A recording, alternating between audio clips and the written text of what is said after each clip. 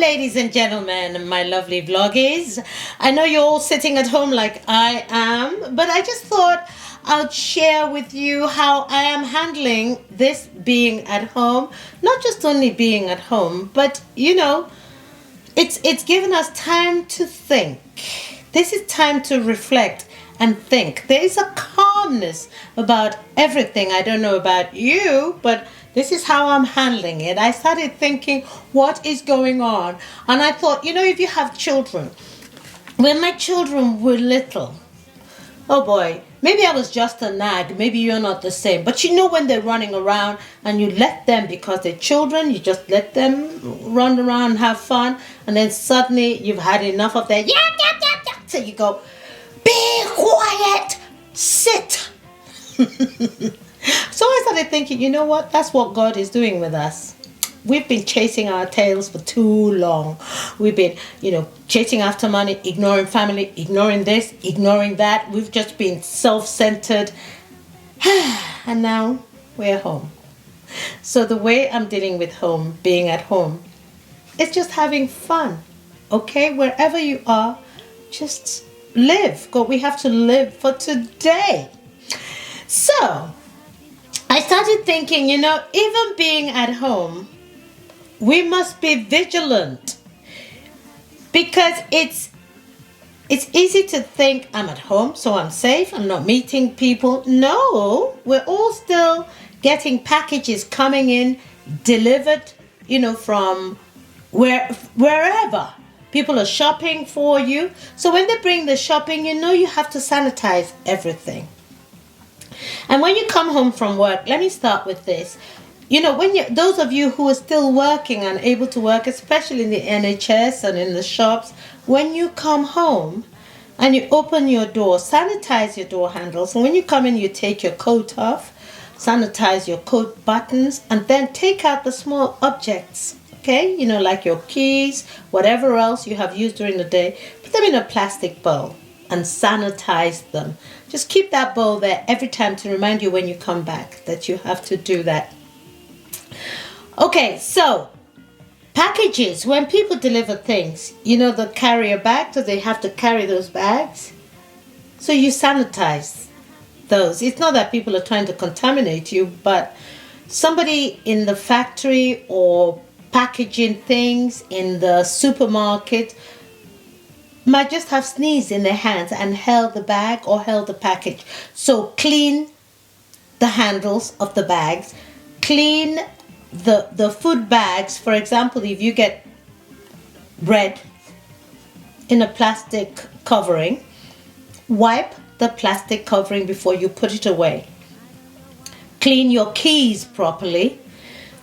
Door handles, go through the door handles that you have just touched and wipe them.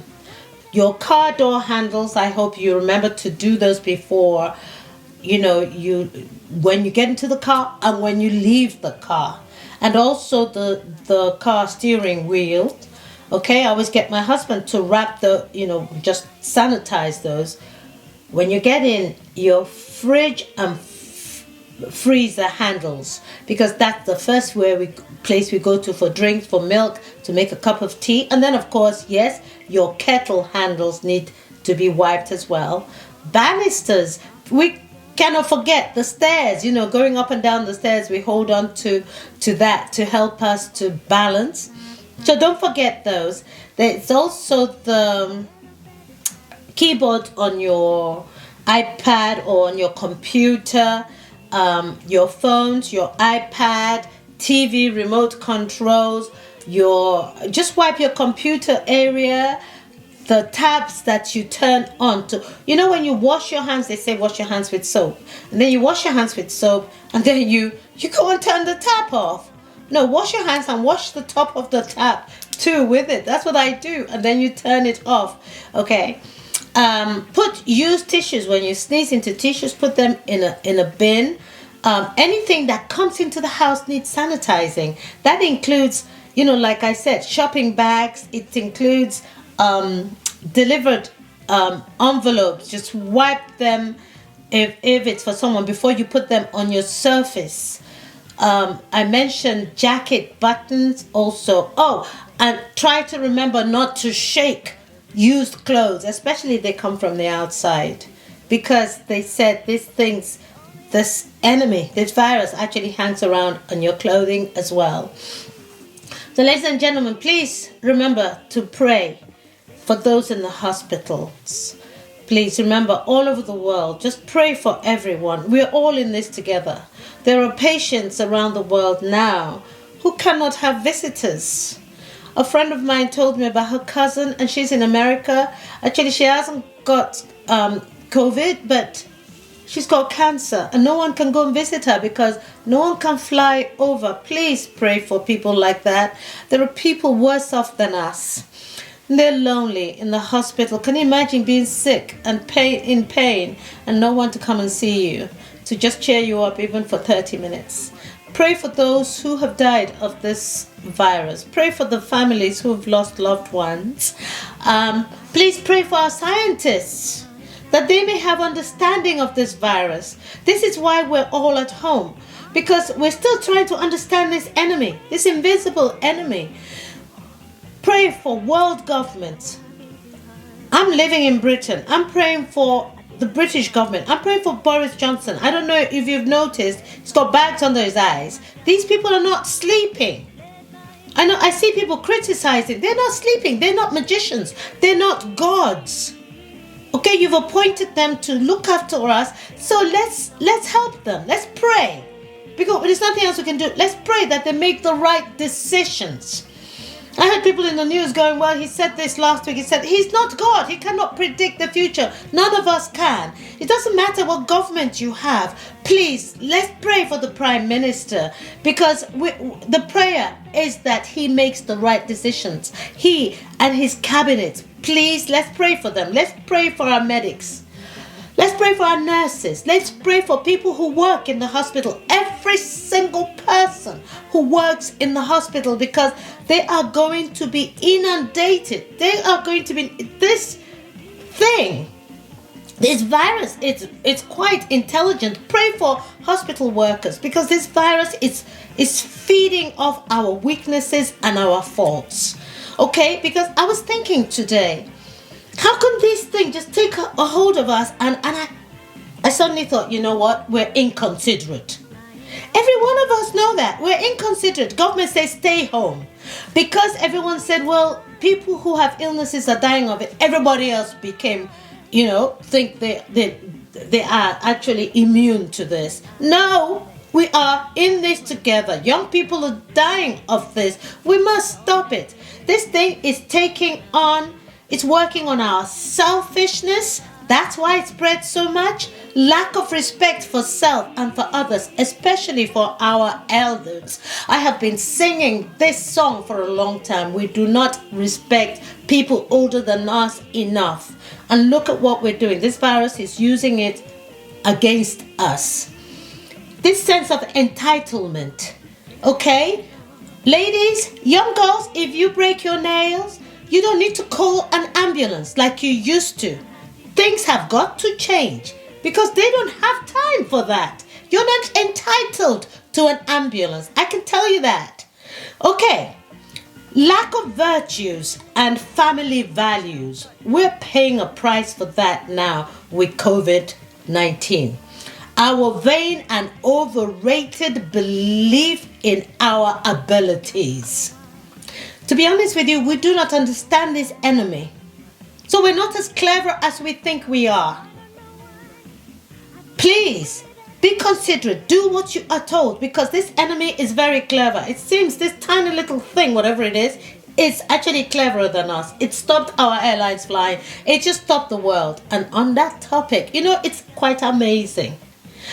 I can literally feel the earth breathe a sigh of relief. It's as if we were troublesome children, and it's finally told us to just be still and reflect. It's like you tell your child, sit in that corner and think of what you have done. And then when you find out what you've done, you apologize. So by God's grace, we will come out of this much better and stop eating everything in sight. We will come out of it hopefully cleverer than we thought, because we thought we were clever. Education is so that we can read and write. It's not so that we can think that we are gods. Okay? So if you have a PhD, you deserve to, of course you deserve because you work for it, but it should also make you humble, because it means you don't know everything. So people should stop carrying titles as if they were entitled to it, because none of us are. The other thing is our hypocrisy and our hatred for truthfulness. We don't want the truth. We've invented other words to avoid the truth. You see, we have to be truthful. This virus is going to make us a bit more truthful and face facts that we do not know everything. Now everyone is trying to learn how to handle this. We don't know yet, guys. We don't know yet.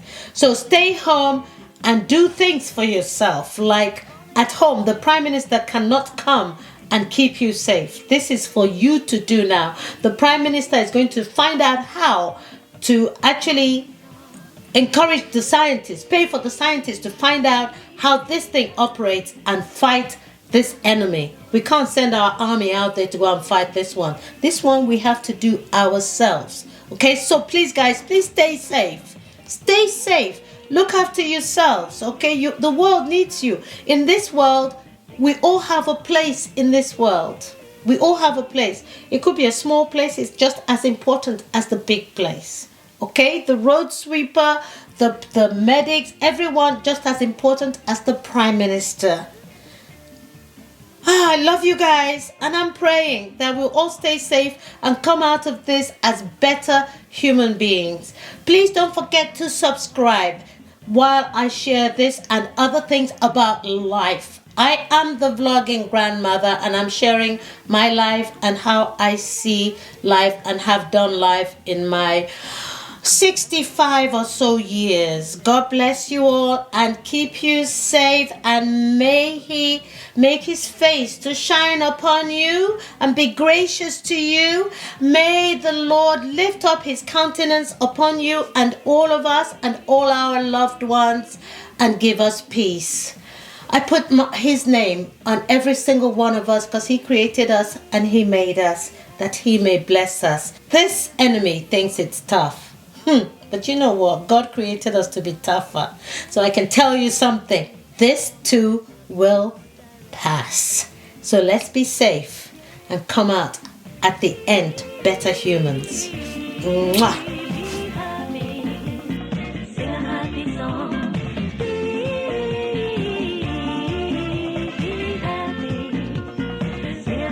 Song.